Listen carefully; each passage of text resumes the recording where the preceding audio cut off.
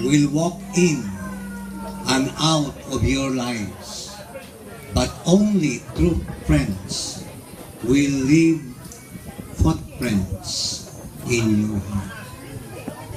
And this is really very true.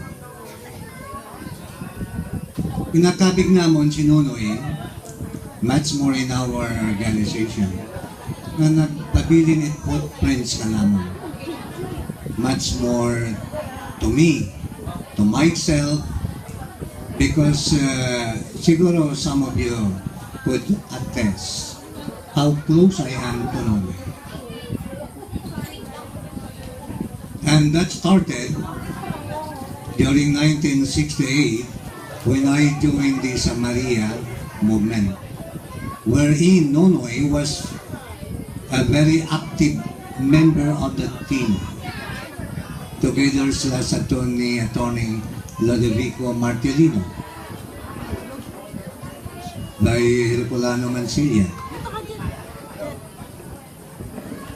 Now, nagsulod ako sa Samaria Santo. Kag since that time, ang among evangelization sa Samaria was very rapid. That was because of the leadership of Nonoy. Na naging mo siya nga presidente sa Pastoral Council of the Laity, and I could attest to that. Kag sa mabot ang charismatics, there we are again together. Kag sa mulihi, umabot ang Couples for Christ. Diri na nga mga rapid evangelization going to many parishes as far as Roa City, Sapian, Ibisan, Damaraw, Tapas, Cuartiro, Dumalag. We have gone those places, Hamindan. And one of the representatives ng among close friends, Sister Lilo Barintos, Ali Sadri. So many people have been touched by Nonoy through his leadership. That is how Nonoy leads us in our Couples for Christ organization. Daw hindi kami magpati because we could seldom find a person with his status to be joining with us. Daw hindi kami magpati naman ang status ni Nonoy diyan sa that, intellectual as that, but we became close friends.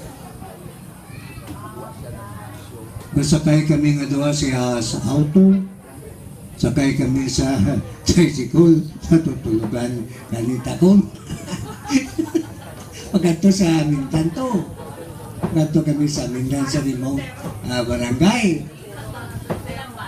Linambasan niya, that's correct. So, you know, Nonoy has been very active, so close to Couples for Christ. Kabisan diri sa mga religious organizations. Una man kami, nga duwa, nga nahimo nga lay Eucharistic minister. Nagseminar kami sa 2 for 1 week. So, because nga pakat kami nga duwa sa evangelization, binaya namon ang lay Eucharistic minister. Kaya pakat gaya kami nga duwa. So, we attended to our evangelization in other places. Well, sad to say, the great loss of Nonoy, the loss of Nonoy is a great loss to our organization. Because in any organization, the activeness of any organization depends on the leader. It depends on the kind of leader. So you cannot get followers when you are not a good follower. So I am very thankful I have been once a friend of Nonoy. I consider him as my father in Ma'am Busa.